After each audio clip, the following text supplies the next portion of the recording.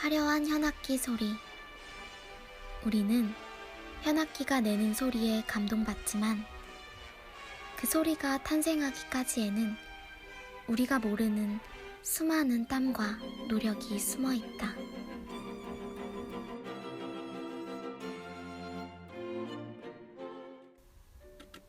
화려한 악기 소리 뒤에 숨겨진 장인의 땀과 눈물. 우리나라에 그 장인이 살고 있다고 해서 전라북도 부안으로 찾아가 봤다.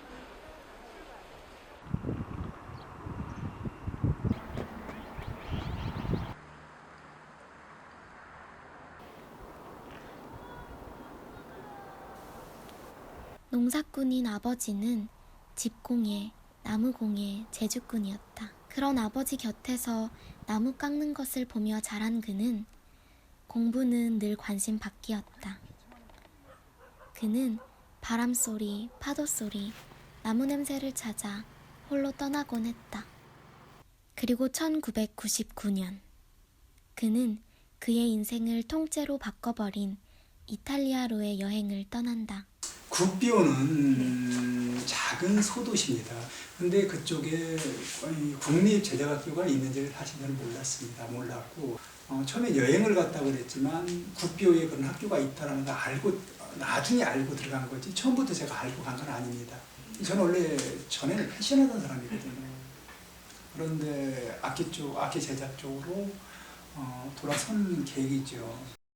우연한 기회에 들리게 된 국비오 현악기 제작학교에서 그는 나무 냄새에 홀리게 된다. 저는 몸이 먼저 앞서가는 사람입니다. 머리보다는 몸이 앞서가는 사람이기 때문에 내가 해야겠다 하면 하는 거고 하기 싫은 거는 저는 죽어도 않습니다. 근데 해야겠다는 느낌을 받았어요 그때. 그래서 시작한 거고 왠지 모르게 만들어 놓은 악기라든지 만드는 과정들을 봤을 때 알 수 없는 지금도 표현하기를 뭔 마력에 이끌려가지고 하듯이 거기에 꽂혀버린 거예요. 해야겠다. 그래가지고 다시 한국으로 돌아왔는데 학교가 합격했습니다라는 얘기를 듣고 제가 바로 또 다시 배낭을 메고 또 나갔을 정도니까 이거는 계산적으로 했다 그러면 아마 무지 갈등하고 안 나갔겠죠. 와이프한테는 패션학교에 입학했다고 그러고 갔습니다. 솔직히. 1년 후에 여름방학에 와서 제가 솔직히 말씀드렸습니다. 와이프한테. 해야겠다는 일념 하나로 통역사까지 두고 면접을 봤다. 현악기를 만져본 적도 없지만 어릴 적부터 어깨 너머 배워온 목공 실력을 통해 기적적으로 입학하게 되었다. 비록 꼴등 입학생이었지만 누구보다 열정적이었던 그는 수석으로 학교를 졸업하게 되었다. 유럽 학생들을 제치고 수석을 차지한 박경호는 수많은 스카우트 제의를 받았지만 모두 거절하고 한국으로 돌아왔다. 솔직히 와이프도 속에 있었고요. 제가 혼자 가는 케이스이기 때문에 그리고 외국 생활을 오래 하다 보면 좀 외롭습니다. 아까 전에 다시 와야겠다. 그게 아마 내 내면 속에는 분명히 잠겨 있었을 것이고 더 큰 뜻은 한국에서 내가 깎고 제작을 하면은 분명히 인정을 내가 받아야겠다는 생각을 했던 것 같아요. 그 젊은 그 혈기에. 지금 같으면 아마 다른 생각으로 왔을 수도 있겠지만 그 당시에는 그랬습니다. 솔직한 표현이. 그래서 돌아오면 내가 깎고 내 고집대로 한다면 내 뜻한 바를 이룰 거라는 생각을 했던 건 사실인 것 같습니다. 그렇지만 한국에서의 제작 그 과정들은 그렇게 녹록지 않습니다. 제가 해보니까. 지금 생각이라면 아마 제가 안 돌아갔을 확률이 큽니다. 지금 같았으면. 한국에 돌아온 그는 서울에 공방을 차렸다. 하지만 한국에서 현악기 제작은 인정받지 못했다. 그리고 그는 2007년 부안으로 낙향을 결심한다. 부안으로 돌아온 박경호 작가는 어머니와 함께 살던 집 옆에 2년에 걸쳐 흙집을 완성했다. 저는 고생이 심했습니다, 사실. 비가 오는 날이면 이 비닐을 덮고 흙이 비에 제일 약하거든요. 비닐을 덮고 두들겨 가면서 올려가면서 고생이 심한 집입니다. 이 집이. 왜냐하면 두들겨서 벽 두께를 40cm를 싸서 올렸으니까 이게. 이 일반 그 집들이 기본이 15cm, 20cm입니다. 이 벽인데 2배 두들겨서 올렸으니까 굉장히 고생한 집입니다. 그런데 아까 말했다시피 지어놓고 보니까 흙무덤이라고 제가 표현을 합니다. 위에도 지금 흙으로 다, 지붕도 흙으로 다 지금 눌러놨기 때문에 밑에도 흙, 옆에도 흙, 지붕도 흙, 이 흙무덤입니다, 사실. 그래서 아까 밖은 더운데 안은 시원하다. 밖이 추우면 안은 따뜻하다. 네. 흙집은 고생이라는 그의 말대로 그의 땀과 눈물이 들어간 흙집은 하나의 거대한 소리통이었다. 우리는 흙집에 들어간 순간부터 감탄하지 않을 수 없었다. 자신이 만든 악기를 집 안에 전시해 놓은 그 흙집은 또 하나의 전시회였다. 우리는 하나 특별한 점을 발견했다. 한쪽 면에 진열된 악기들은 우리가 기존에 봐왔던 모양이었는데 다른 한쪽에 진열된 것들은 그 모양이 기존에 봐오던 현악기와는 달랐다. 그가 직접 소리와 모양을 디자인했다는 창작 악기들에는 정말로 다양한 모양과 의미가 숨어 있었다. 저는 기존의 악기에서의 소리를 쫓다가 새로운 악기의 소리를 좀 찾고 싶었어요. 그래서 창작 악기를 만들기 시작했습니다. 저 같은 경우에는. 그래서 보면은 소리뿐 아니라 거기에 의미도 좀 부여하고 싶었습니다. 의미도 좀 부여하고 싶어서 뭐 한반도라든지 별이라든지 달이라든지 종이라든지 탑이라든지 요 근래는 이제 노동자의 노래 아리랑까지 해서 소리와 의미를 같이 전달할 수 있는 그런 악기를 만들기 시작했죠.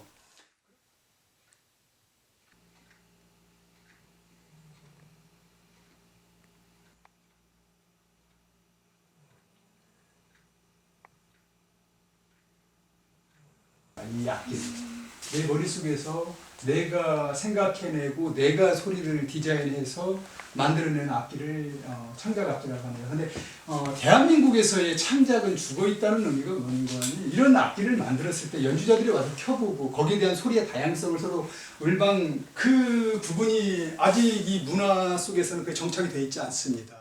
오히려 이단화 취급하고 밀어내버리고 지금 그런 현실 속에서 창작 작품을 하나 만들면 처음에는 창작 작품이 쉬운 애로 처음 보는 거기 때문에 불편합니다. 불편한데 자주 보고 자주 듣다 보면 익숙해진다는 거죠. 소리는 또 누군가는 또 만들어내야 하고 창출해내야 한다는 게 제 생각입니다. 그래서 창작 악기를 만드는 겁니다. 저는.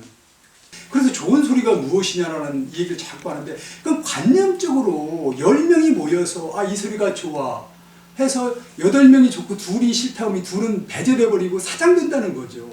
이 둘의 소리도 좋은 소리라는 거죠. 제 얘기는요. 이 둘도 살려 같이 갈 수 있는 그런 소리를 저는 찾고 싶은 겁니다. 소리뿐만 아니라 모양도 다양한 창작 악기들의 영감은 어디에서 얻는지 물었다. 이 안에서 있다가 전 자연에서 많이 그걸 찾습니다. 제가 농사를 짓다 보니까 자연에서 뭐 바람소리를 듣는다든지 새소리를 듣는다든지 이러다가도 뛰어내려와서 제가 도안도 그리기도 하고 그렇습니다. 저 같은 경우는. 그런 형태로 하고 의미 전달하는 창작 악기에 대해서는 곰곰이 생각을 하고 여러 차례 뭐 일주일이 됐든 보름이 됐든 제가 아무것도 하지 않고 고민하다가 디자인을 하는 경우도 있고요. 심지어는 달 같은 경우는 서울에 있다가 고향 생각나서 하늘 쳐다보다가 창작해낸 악기입니다.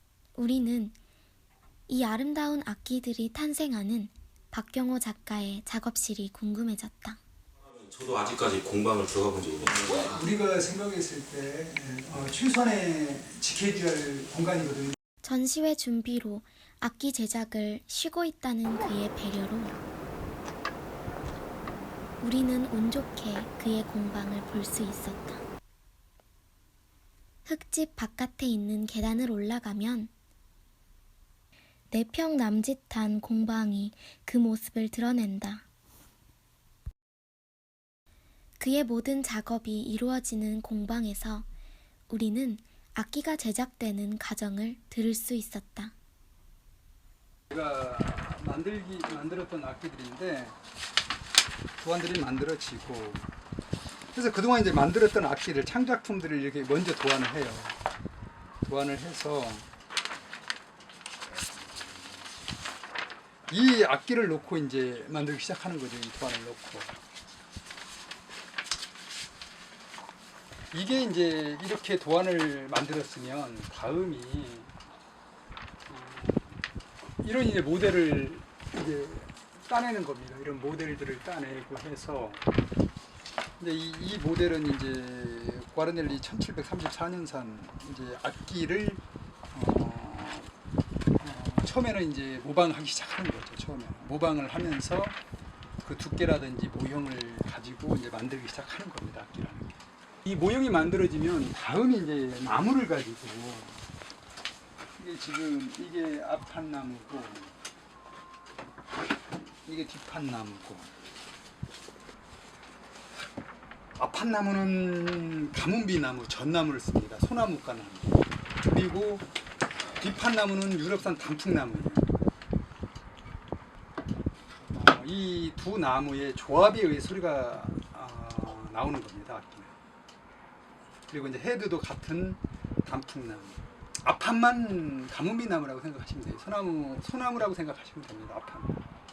이 결에 의해서도 소리가 달라지고, 이 피부라, 우리가 표현하는 이 피부라가 좁고 넓고 뭐 그런 부분에 의해서도 소리가 달라집니다. 이게 이 형태로 이 각재를 가지고 이 모형을 여기다 디자인해서 이런 형태로 디자인을 해서 붙여서 톱질해서 깎는 겁니다.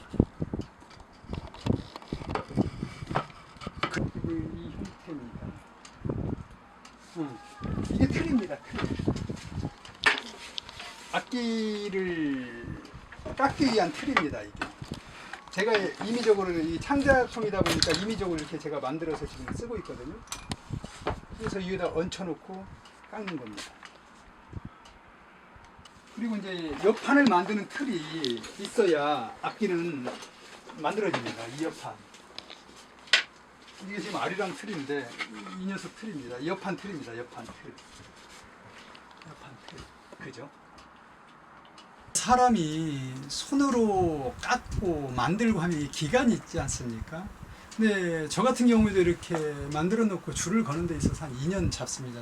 기계는 말 그대로 하루면 수십 대를 깎아낼 수 있는데, 저 같은 경우에는 생각할 때 누군가는 깎아놔야 또 후대에 또 이 악기가 올드가 돼서 또 연주를 한다는 거죠. 우리 대한민국이나 전 세계나 이게 이런 부분은 있어야죠.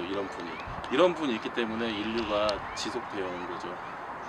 저희가 옆에서 보는 저희도 답답하지만 본인은 얼마나 더 답답하겠어요. 이렇게 악기 제작의 불모진, 이게 태생이 바이올린이 태생이 우리나라도 아니고 전통악기도 아니고 유럽인데, 유럽에서 본고장에 가서 공부를 해왔다지만 이 한국에 돌아와서 자신의 길을만을 가려고 하니 본인이 제일 답답하겠죠. 근데 그런 모습, 어떻게 보면 묵묵히 가는 모습, 좋아 보입니다. 박경호 작가의 매니저를 자처하고 있는 신용일 씨는 박경호 작가에게 가장 힘이 되는 것은 뒤에서 묵묵히 응원해주는 것이라고 했다. 누구도 알아주지 않지만 묵묵히 한 길을 고집해온 박경호 작가에게 얼마 전 좋은 소식이 들려왔다. 오스트리아 클라켄푸르트 전시회에 초청을 받은 것이다.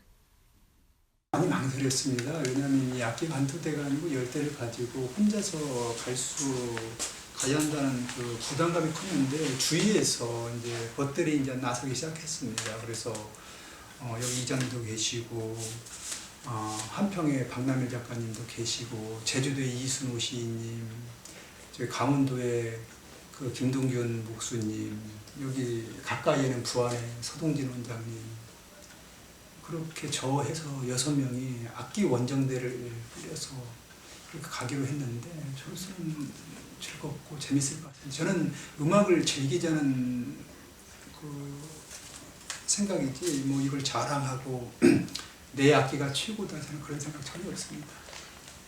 그래서 제가 하는 얘기가 제 악기를 켜봤으면 비평도 할 수 있는 거고 뒤에서 비평하는 것보다는 켜보고 비평하는 게 맞습니다. 그랬을 때 제가 성장판이 열리고 내가 더 발전할 수 있는 그런 약으로서 제가 받아들일 수 있다는 거죠. 묵묵히 한 길을 걸어가는 그가 버틸 수 있는 것은 보이지 않는 곳에서 그를 믿고 지지해주는 사람들이 있기 때문이 아닐까?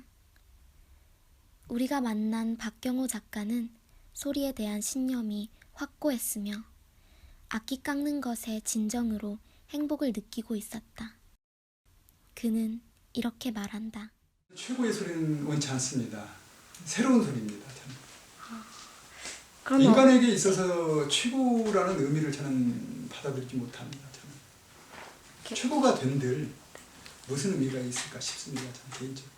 최고의 소리가 아닌 누구나 좋아할 수 있는 소리를 찾기 위해 고군분투하는 그는 오늘도 그 소리를 찾기 위해 치열하게 고민하고 또 고민한다.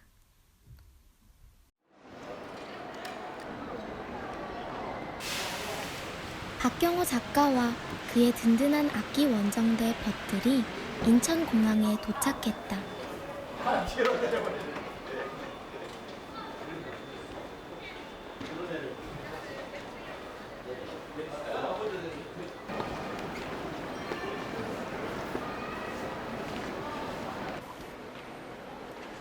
저마다 다른 직업을 가진 이들이 3, 4, 5 모여 꾸려진 악기 원정대. 우리는 악기 원정대에 발벗고 나선 그들의 생각이 궁금했다. 2년 전에 서울 숲에서 악기장 전시회를 할 때 제가 또 국내에 없었어요. 그때는 제가 아프리카에 또 잠깐 가 있었는데 그때 이제 페이스북을 통해서 이런데 동무들이 또 그 좋은 취지로 그렇게 활동을 하는 걸 보고 저도 옆에 있었으면 같이 좀 했을 텐데 하는 생각을 갖고 있던 차에 올해 이제 이렇게 또 일이 진행이 되고 그래서 저도 뭐 유럽은 처음 나가보는 건데 이제 그런 처음 가보는 곳에 대한 어떤 기대도 있고 더불어서 기왕이면은 또 악기장을 좀 돕는 그런 단순하고 소박한 취지로 같이 참여하게 됐습니다.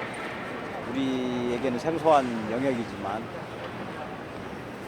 장인의 어떤 정신이 살아있고 꿋꿋하게 긍지를 가지고 그 모습을 지켜가는 모습 때문에 많은 관심과 애정을 가지고 있지요.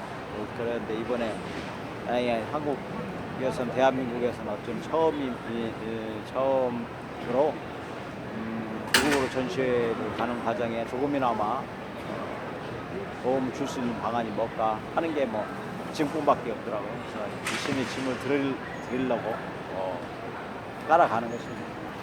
잘 됐으면 좋겠습니다. 이 오스트리아 악기 원정대를 같이 가게 된 계기는 처음에는 제가 이제 총무를 맡다 보니까 악기를 보험을 들고 보내는 방안도 한번 찾아봤어요. 그랬더니 보험료나 운송료나 이게 어마어마한 금액이 나오더라고요. 그리고 또 하나 제일 문제점은 이게 보험을 들어도 분실이 되면 뭐 보험금이 중요한 게 아니기 때문에 분실이 되면 악기가 사라지기 때문에 제일 안전한 건 사람이 직접 들고 가서 들고 오자. 그 취지로 악기 원정대가 꾸려졌을 때 당연히 저도 동참하고 또 박경호 작가가 작품 활동하는 것을 옆에서 늘 지켜왔기 때문에요. 이 역사적인 순간에 꼭 동참하고 싶었습니다. 술을 한 잔 먹다가 한번 가보자. 근데 문제는 악기 운반이었거든요. 악기를 운반하는 게 실제로 짐으로 붙이자니 그 비용도 만만치 않고 그리고 악기가 고가이고 뭐 세상에 하나뿐인 악기들이기 때문에 결국에는 그러면 사람이 직접 들고 가자. 그러면 원정대를 한번 꾸려보자. 그것도 개인 사비로 다. 그래서 시작하게 된 게 그럼 도록도 만들어 오고 가지 뭐. 포스터도 필요할 거야. 포스터도 만들었고 그러다가 리플렛도 만들게 되고 그래서 원정대를 이렇게 꾸려서 가게 된 거죠. 그러니까 실제로 작게 시작했는데 일이 커지긴 했는데 저는 아주 의미가 있다고 생각이 들어요. 왜냐하면 세계적으로도 이렇게 현악기장이 악기를 들고 전시회를 위해서 원정대를 꾸려서 직접 악기를 들고 가는 경우는 저는 유례를 찾아볼 수 없을 거라는 생각이 들어요. 그래서 아주 의미 있는 일이 아닐까 이런 생각을 좀 하고 있습니다. 박경호 선생이 이탈리아에서 공부하고 온 지가 한 15년 정도 되는 걸로 알고 있는데, 거기서 공부했던 곳을 다시 찾아가서 한번 둘러보고 그때 가졌던 어떤 초심을 다시 한번 되새겨보는 계기가 돼서 그런 힘을 좀 얻어와서 한국에서 계속 악기 창작에 전념할 수 있으면 좋겠다는 생각이 들고요. 또 이제 한국에서 제작했던 악기들을 가지고 가서 어떻게 보면 현악기 본고장이라고 할 수 있는 유럽에 가서 그쪽 연주자들로부터 조언도 받고, 아무튼 뭐 그런 이 행사 자체가 굉장히 박경호 선생의 악기 창작 삶 자체를 어떤 조금 좀 변화시키는 계기가 되지 않겠는가, 그런 기대를 합니다. 그래서 기꺼이 따라 나서고 있습니다. 각자 다른 인연을 가진 이들이 오직 하나의 목적을 위해 모였다. 박경호 작가는 그런 그들 덕분에 든든하다고 말했다. 참 많은 분들하고 같이 가서 합니다. 좋은 소리도 하고. 박경호 작가는 사람들이 그동안 그가 만들어온 악기들의 소리에 어떤 반응을 보일지 궁금해했다. 그는 기회가 된다면 자신의 악기를 연주하는 소리를 들어보고 싶다고 했다. 어떠한 비평이라도 기꺼이 받아들일 준비가 되어 있었다. 5월 18일부터 20일, 총 3일 동안 이루어진 전시회는 자유로운 분위기 속에서 진행되었다.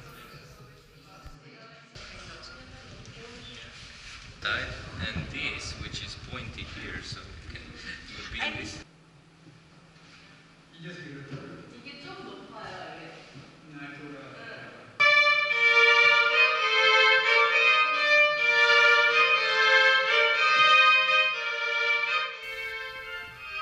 관람객들은 악기를 감상하고 연주해보기도 하면서 그의 소리에 대해 이야기를 나누었다. 그리고 박경호 작가의 악기로만 이루어진 작은 콘서트가 열렸다.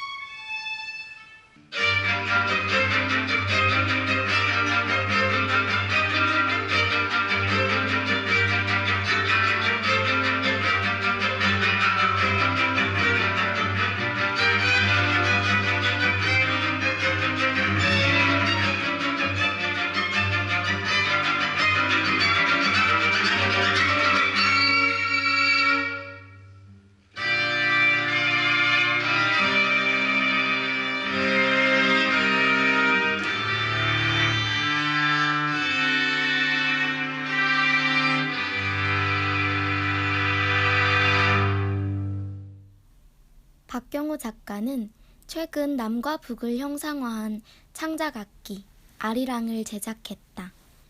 모양도 소리도 다른 두 악기를 통해서 클라겐푸르트의 아리랑이 울려 퍼졌다.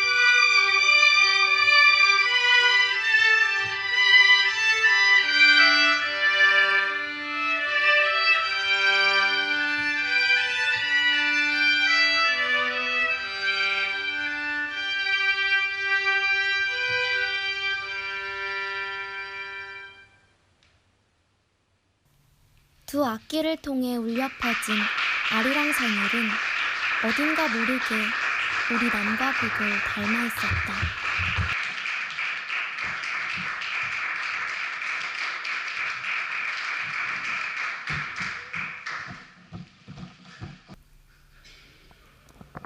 (2주간의) 악기 원정은 그렇게 끝이 났다.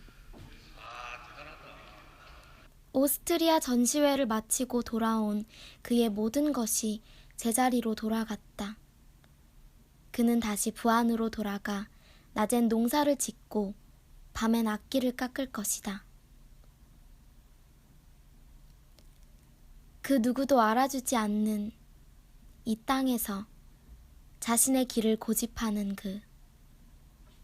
우리는 그를, 그의 뚝심을, 그리고 그의 소리를 묵묵히 응원할 것이다.